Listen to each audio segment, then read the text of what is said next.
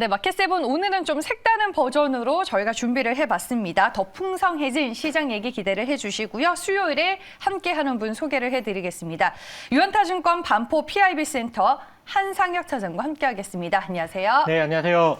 네, 지점도 바뀌고 승진하셨나 봐요. 네, 지점도 바뀌고 승진했습니다. 네, 축하드립니다. 연초부터 흐름이 좋네요. 감사합니다. 매일경제TV 시청자분들이 많이 응원해 주신 덕분에 제가 또 연초에 좋은 일을 좀 경험을 했습니다. 앞으로 더 힘을 받아서요. 네. 좋은 종목 또 발굴해서 말씀을 드리도록 하겠습니다. 알겠습니다. 좋은 종목으로 보답해 주시고 또 부장으로 나중에 승진하는 그날까지 우리 함께 합시다. 네, 알겠습니다.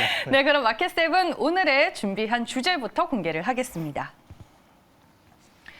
네, 여러분들이 궁금해하실 만한 내용들 저희가 좀 준비를 해봤는데 먼저 2022년 2차 전지 장비 주들의 전성시대가 오는 건지 이 부분 저희가 오늘 하나 짚어볼까 합니다.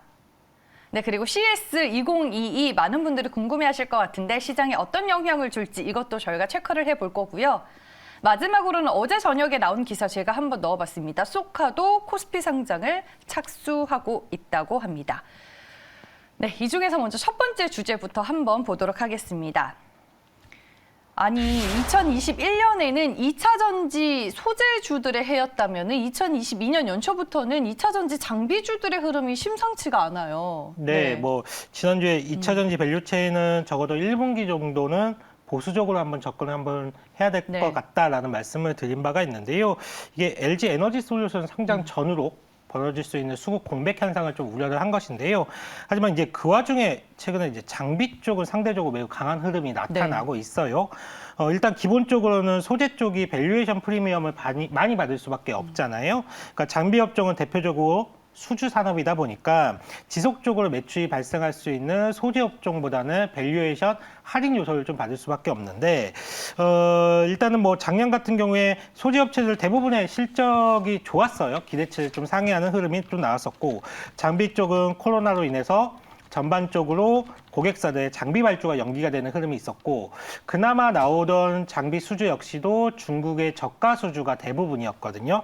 그러면서 이제 소재 업체들 그리고 장비 업체들의 밸류에이션 갭이 극단적으로 많이 벌어지게 되었습니다. 서두에 말씀을 드렸듯이 LG 에너지 솔루션의 상장으로 ETF라든지 패시브 자금 쪽에서의 수급 공백이 발생을 하면서 소재 쪽은 그나마 좀 약해질 수밖에 없고 왜냐하면 상당한 차익 매물이 좀 압박이 있을 수밖에 없는 상황이고 반면에 작년에 주목을 받지 못했던 장비 쪽은 패시브 수급 영향이 매우 제한적인 상황인지라 올해부터는 셀 업체들의 본격적인 증설이 준비가 되고 있고 계획이 되고 있다는 측면이 좀 부각이 되는 것 같습니다. 그러다 보니까 투자자들 사이에서는 이거 많이 오는 소재 쪽보다는 장비 쪽이 좀 괜찮을 것 같은데 이런 분위기가 좀 형성이 되는 것 같고요. 저는 이런 분위기가 조금 더 연출이 될 수 있을 거라고 보고 있습니다. LG 에너지 솔루션, SK온 등 주요 셀 업체들 같은 경우에는 공격적인 증설이 올해를 시작으로 2025년까지 진행이 될 건데 가장 공격적으로 진행되는 시기가 바로 지금이거든요. 그렇다라고 하면 여러 장비들의 주문을 넣을 수밖에 없고 워낙 대규모 증설이 진행되는 터라 장비 수주도 매우 클 거라고 좀 보고 있습니다. 그래서 전방 업종의 이런 투자 사이클을 감안을 한다라고 볼 때 장비 업종에 대해서도 상당한 훈풍이 좀 불어 넣어지는 한 해가 되지 않을까라고 예상을 좀 하고 있습니다. 아니 그럼 이런 분위기를 연말부터 예상을 하셨던 거예요? 차장님은? 분위기를... 지난주에 M+를 소개해주고 가셨어가지고 제가 여쭤보는 거예요. 이런 분위기가 어느 정도 시장에서는 감지가 됐었죠. 감지가 됐었고 저희가 좀 빠르게 좀 M+를 좀 말씀을 드리고 갔었는데 맞아요. 특히 M+를 콕 집어서 말씀을 드린 이유는 왜 그러냐면 주요 고객사가 SK온이기 때문에 그래요.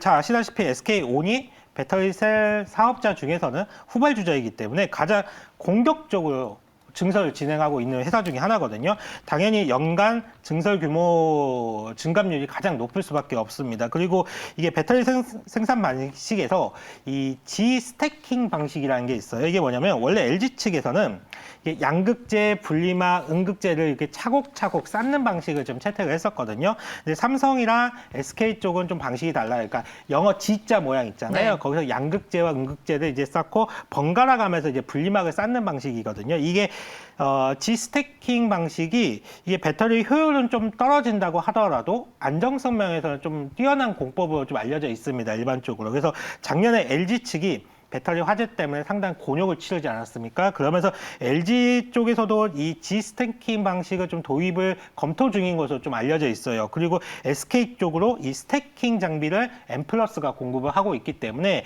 이 스태킹 방식에 대한 변화에 대한 부분도 M+를 다른 장비주들보다는 좀 더 탄력적인 움직임을 만들어냈던 계기라고 좀 보고 있고요.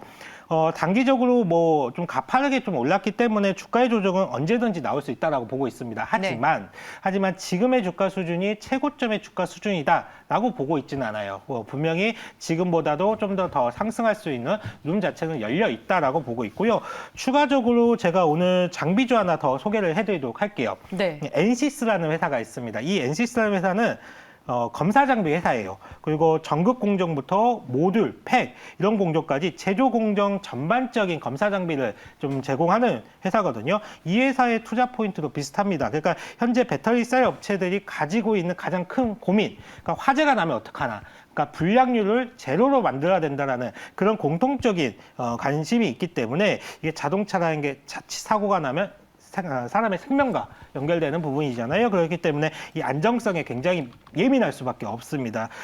엔시스 같은 경우에 최근에 이게 시설 투자 공시도 난 바가 있어요. 그렇다라고 하면 상당한 생산 능력을 갖추게 될 것이고 이 부분이 매출 증가로 이어질 가능성이 높기 때문에 M+를 놓치신 분들은 우리가 또 엔시스로 한번 접근을 해보시면 좋은 결과가 있지 않을까라고 말씀을 드리도록 하겠습니다. 네, 알겠습니다. M+ 리뷰와 함께 엔시스라는 새로운 종목 소개를 해주셨습니다. M+는 어제 갑보영, 보영좌로 불리는 2차 전지계 여신.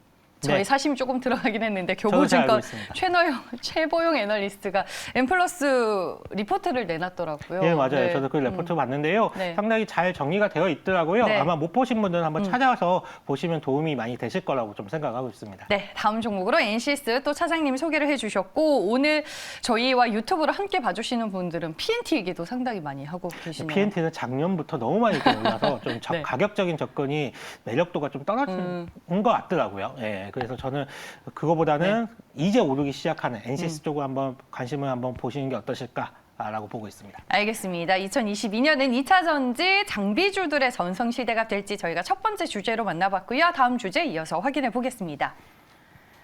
네, CS 얘기를 좀 빼놓을 수 없을 것 같습니다. 최근에 뭐 관련된 리포트들도 많이 나오는 것 같은데 드디어 열리게 되는 CS 2022 이번 CS의 핵심 포인트와 키워드는 뭐라고 볼 수 있을까요?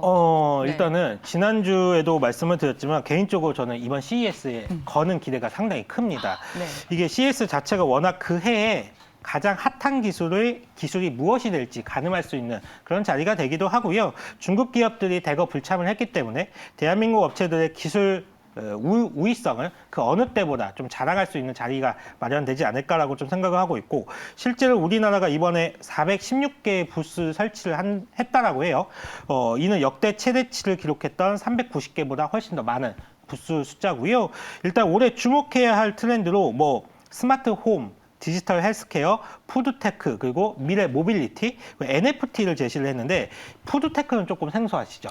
네. 생소해요. 이게 뭐냐면 단순히 음식을 만드는 것을 넘어서 스마트 농업부터 식재료의 추적 가능성, 그 배달까지 모든 것을 아우르는 개념이거든요. 그러니까 예를 들어서 저는 과일을 참 좋아해요. 근데 제가 즐겨 먹는 과일 정보를 데이터베이스에 저장을 해놓으면 인공지능이 알아서 산지에 연결을 해가지고 배달까지 시켜주는 거죠. 그리고 제가 먹는 식습관을 모두 다 저장을 해가지고 부족한 영양소가 무엇인지를 분석을 해서 그걸 보완할 수 있는 식재료와 요리법을 추천을 받는 겁니다. 이런 게 이제 식테크라고 보시면 될 것 같고요.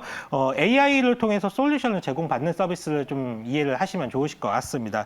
또 하나 특이점은 이 NFT가 차세대 기술로 좀 주목을 받았다는 점이에요. 사실 작년에 NFT 열풍이 한참 좀 불면서 이거 그냥 한때 유행으로 지나가려나라고 생각하셨던 투자자분들 많으실 것 같은데 이거 그러면 안 된다라는 거죠. 그러니까 NFT와 컨텐츠의 결합은 이제 새로운 시대를 준비하고 새로운 변화로 좀 받아들여야 된다라고 좀 이해를 하시면 좋으실 것 같습니다. 그래서 이번 트렌드는 CES의 트렌드는 뭐 NFT, 저는 NFT와 뭐 자율주행 뭐 이런 자율주행 관련해서는 워낙 많이 들으셨을 것 네. 같고 NFT라든지 그리고 AR, VR 기기와 같은 메타버스 쪽에 좀 포인트가 있다라고 보고 있습니다.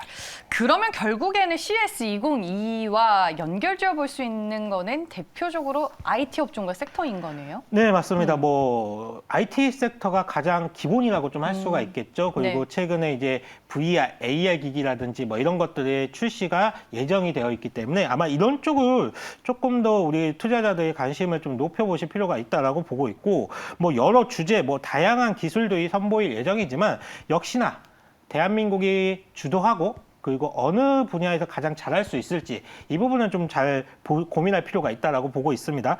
뭐 여러 종목들을 생각해 볼 수가 있겠지만 저는 이제 특별히 AR 그리고 VR 기기 쪽을 좀 강조를 해드리고 싶어요.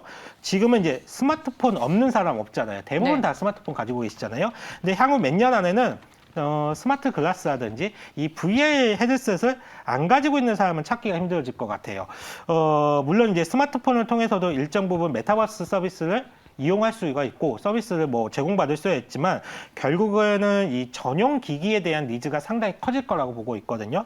이미 업계 리더들 그러니까 메타라든지 애플 이런 초대형 IT 회사들이 이런 소비 시장을 크게 만들어내려는 움직임이 있기 때문에 관련해서 종목을 한번 찾아보시면 참 좋으실 것 같습니다. 아, 그럼 그 종목을 들어볼게요. CES 모멘텀으로 우리가 관심 있게 봐야 할 종목. 저는 두 종목 정도 네. 짧게 좀 말씀을 드리자면 동은아나텍이라는 종목 첫 번째 말씀을 드리겠는데요.